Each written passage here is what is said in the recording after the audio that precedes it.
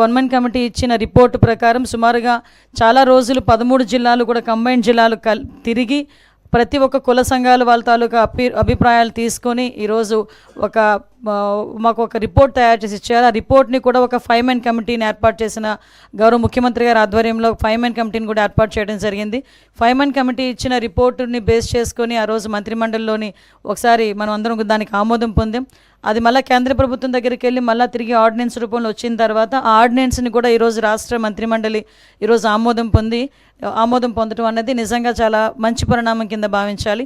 ఇందాకే సార్ చెప్పారు, అందరికీ కూడా స్వేచ్ఛ సమానత్వ అవకాశాలు రావాలి అని ఒకే ఒక ఉద్దేశంతో ఎంతో వెనుకబడిపోయిన రెల్లి కులస్తులు లాంటి కులస్తుల్ని కూడా ఈరోజు 1% రిజర్వేషన్ ఇచ్చి వాళ్ళకి కూడా అన్ని ఉద్యోగ అవకాశాలు ప్రమోషన్స్లోని కూడా వాళ్ళకి అవకాశాలు ఇవ్వాలని ఒక మంచి ఉద్దేశం.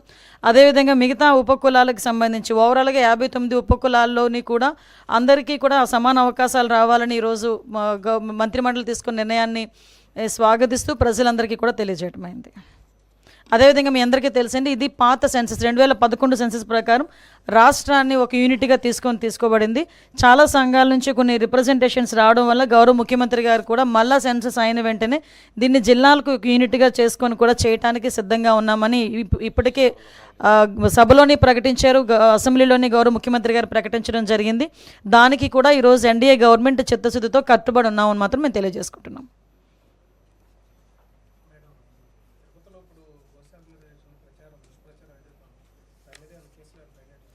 ఆల్రెడీ కేసు కడుతున్నామండి. ఎందుకంటే విషయం ఏంటంటే ఇప్పుడు తిరుపతి అనేసరికి ఒక ఆధ్యాత్మిక ప్రదేశం, దాని మీద చాలా సెంటిమెంట్ ఉంటుంది. తిరుపతిలోని ఎక్కడైనా ఏదైనా చిన్నది అంటే మాంసాహారం ఎక్కడ దొరికినా, ఒక సిగరెట్ దొరికినా, లేకపోతే ఏదైనా మద్యపానానికి సంబంధించిన అంశాలు ఏమైనా దొరికినా కూడా భక్తుల మనోభావాలు దెబ్బతినే పరిస్థితులు ఉంటాయి. అటువంటి సిచ్యువేషన్స్లో ఒక అబద్ధపు ప్రచారాన్ని నిజం చేయడానికి వాళ్ళు చేస్తున్న ప్రయత్నాలు, సాక్షాత్తు ఇంతకుముందు ఆ తిరుపతి దేవస్థానం చైర్మన్ చేసిన వ్యక్తి బయటకు వచ్చి ఆ తిరుపతి దేవస్థానం తాలూకా ప్రాధాన్యత, దాని తాలూకా సెంటిమెంట్ తెలిసిన వ్యక్తిగా ఆయన అటువంటి కామెంట్స్ చేసేటప్పుడు ఆయన సెన్స్ పనిచేయాలి, చిత్తశుద్ధితో ఉండాలి. ఎందుకంటే ఇది దేవుడితో కూడుకున్న వ్యవహారం, దేవుడికి సంబంధించిన వ్యవహారం. ఇప్పుడు ఏదో మత సంబంధించిన ఘర్షణలు తీసుకురావాలి, ఎక్కడో law and order issues create అవ్వాలి కాబట్టి ఈ రకంగా మనం చేయటం. ఇంతకుముందు మీకు తెలుసు, ఒక పింక్ డైమండ్ అని చెప్పి ఒక రకమైన దుష్ప్రచారం చేశారు. అరే అసలు పింక్ డైమండే లేదు అని చెప్పి ఆర్కియాలజీ డిపార్ట్మెంట్ వాళ్ళు కూడా బయటకు వచ్చి చెప్పే పరిస్థితి వచ్చింది. అంటే ఏదో రకంగా తిరుపతి దేవస్థానం అంటే ప్రజల సెంటిమెంటు, దాని మీద ఒక బురద జల్లితే గవర్నమెంట్కి చెడ్డ పేరు వస్తుంది, దానివల్ల పూలన మత ఘర్షణలు తీసుకురావచ్చు అని ఒక దురాలోచనతో వాళ్ళు చేస్తున్న కామెంట్స్ తప్పించి వీటిలో నిజం లేదు అని నిన్న నిజాలు ఈవో శ్యామలారావు గారు చాలా క్లియర్గా చెప్పారు.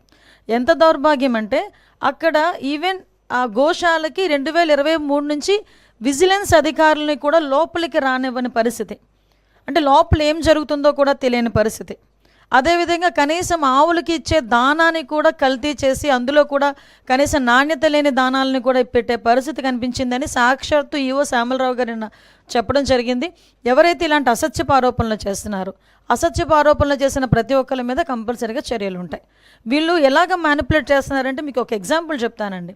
రీసెంట్గా మన హెలికాప్టర్ ఇష్యూ మొన్న జగన్మోహన్ రెడ్డి నడిచింది కదా, ఆ రోజు నేను మాట్లాడిన మాట ఏంటంటే భద్రత ఇంత మేము 1100 మందిని భద్రతకి మేము అక్కడ అకామిడేట్ చేసాము, సో ఇది జరిగిందని క్లియర్గా చెప్తే నెక్స్ట్ డే సాక్షిలో ఏం రాశారు తెలుసా, 1100 మంది పోలీసులు మోహరించారు అని రాశాడు. అంటే ఆ రాసిన తెలుగు చూడండి ఒకసారి, భద్రత కల్పించేమో అనడానికి మోహరించేమో అనడానికి ఎంత తేడా ఉంటుందో. అంటే వాళ్ళు అలా రాసి జనాల్ని ఒక రకమైన ట్రాన్స్లోకి తీసుకెళ్ళడానికి ప్రయత్నం చేస్తున్నారు. సో మీకు ఎగ్జాంపుల్కి ఇది చెప్పాను, వాళ్ళ మైండ్ సెట్, వాళ్ళ మైండ్ గేమ్ ఎలా ఉంటుందని చెప్పడానికి. మీరు ఇందాక మన రామారెడ్డి గారు చెప్పారు, మత ఘర్షణలు తీసుకురావాలని ఏకైక లక్ష్యం. దానికి ఏం చేశారంటే పాపం పాస్టర్ ప్రవీణ్ పగడాల గారిని ఏదో రకంగా ఓన్ చేసుకుందామని చెప్పి ప్రయత్నం చేసి వాళ్ళ తాలూకా కొంతమంది మనుషుల్ని పాస్టర్గా క్రియేట్ చేసుకొని రకరకాలుగా వాళ్ళ మీద ఎంత అంటే ఒక పాస్టర్ నోట్ నుంచి కొన్ని పదాలు మనం వినం ఎట్టి పరిస్థితుల్లోని కూడా. అటువంటిది మీ పాస్టర్ ముసుగులో కొంతమంది బయటకు వచ్చి నోటికి వచ్చినట్టు మాట్లాడారు.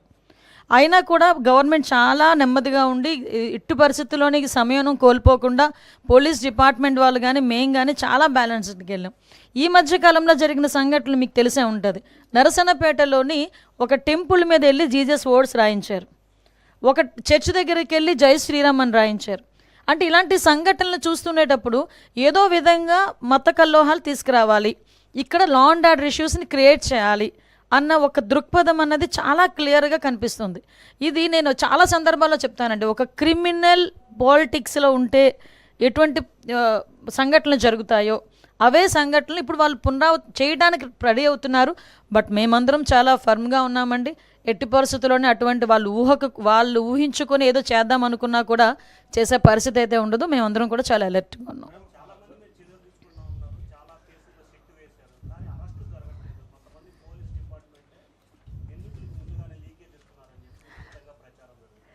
మీ దేవుడి దయవల్ల మీరే ప్రచారం అన్నారు కాబట్టి సంతోషం. నిజంగా నేను అలాగని చెప్పి మీరు అన్నదాన్ని నేను కాదు అని చెప్పట్లేదు. ఎక్కడో అక్కడ కొన్ని మూలాలు అయితే ఉంటాయి. ఇప్పుడు మ్యాక్సిమం అంతా ప్రక్షాళన జరిగింది. ఇంకా ఎక్కడైనా మూలాలు ఉంటే కూడా మీరు చెప్పిన దాన్ని కూడా మేము కన్సిడర్లోకి తీసుకొని మేము కూడా విచారణ చేసుకుంటాం. కానీ అటువంటి పరిస్థితి అయితే యాజ్ ఆఫ్ నో మా దగ్గర ఎక్కడ లేదు. సిట్ విచారణ పూర్తయిన వెంటనే చర్యలు ఉంటాయండి. ఎందుకంటే మేము ఏదో కంగారు పడిపోయి విచారణ తీసుకొచ్చేసి మళ్ళీ వెళ్ళి వాళ్ళు కోర్టులకు వెళ్తే మేము ముట్టకెళ్ళి తినే పరిస్థితులు అయితే వెళ్ళాం. మేము చాలా క్లియర్గా సిట్ విచారణ కంప్లీట్గా పూర్తి చేసుకొని అందులో ఎవరైతే దోషులు ఉన్నారో విత్ సాక్ష్యాధారాలతో పట్టుకొని వాళ్ళ మీద చర్యలు ఉంటాయి.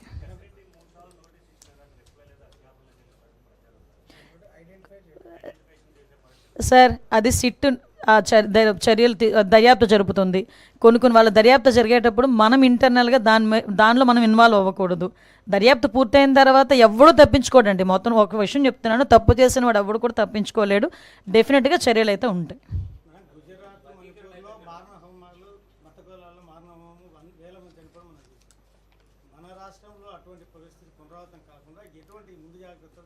సార్ ఎట్టి పరిస్థితుల్లోనే అటువంటి జరగవండి. ఫ్యాక్షన్ లాంటి ఊర్లనే చంద్రబాబు నాయుడు గారు అనే వ్యక్తి ఫ్యాక్షన్ లేకుండా చేసిన పరిస్థితి. నక్సలైట్స్ అలాంటి వాళ్ళు ఫుల్ ఫ్లెజ్డ్గా ఉన్న సిచ్యువేషన్ని కూడా కామ్ డౌన్ చేసిన పరిస్థితి. అటువంటి వ్యక్తి ఈరోజు మత ఘర్షణలు అని చెప్పి అంటే ఎవరో ఇంటెన్షనల్గా చేయాలి అనుకుంటే మేమే ఈరోజు మీకు చెప్తున్నాం, 2-3 ప్రయత్నం చేశారు, మేము తిప్పుకొట్టుకున్నామని. మా దగ్గర పోలీస్ వ్యవస్థ అంత బలమైన వ్యవస్థ ఉంది. ఒక పక్క చంద్రబాబు నాయుడు గారు ఉన్నారు. ఇలాంటి వాటిని ఆదిలోనే తుంచేసే పరిస్థితి అది మాకు తెలుసు, మేము చేయగలం.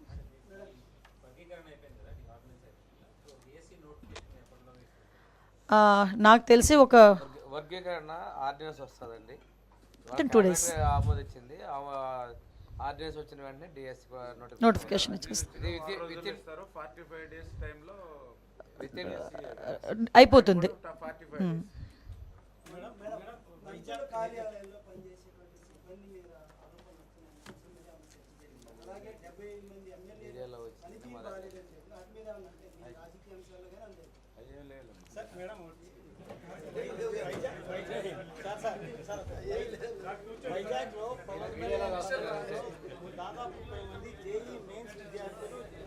లేదండి, అలాంటిది ఏం లేదు. యాక్చువల్గా ఆ రోజు అలాంటి ఆరోపణలు వచ్చినాయి. కానీ మా సిపి ప్రతి ఒక్కరు ఫోన్ నెంబర్ని కూడా ట్రాక్ చేశారు, టవర్ డంప్ తీసుకున్నారు, వాళ్ళు లొకేషన్స్ ఐడెంటిఫై చేశారు.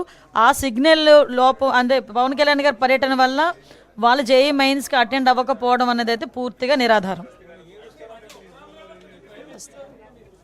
ఏంటండి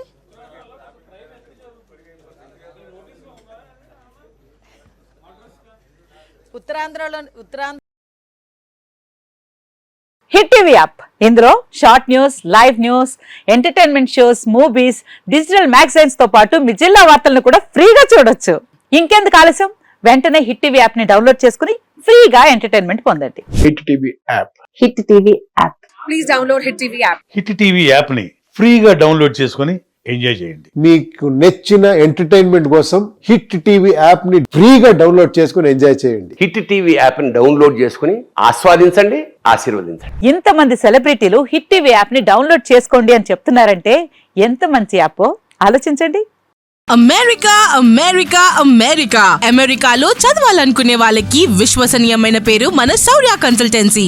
UK లో 1 year masters, UK లో 1 year masters, 2 years work permit up to 5 years visa. Contact Saurya Consultancy.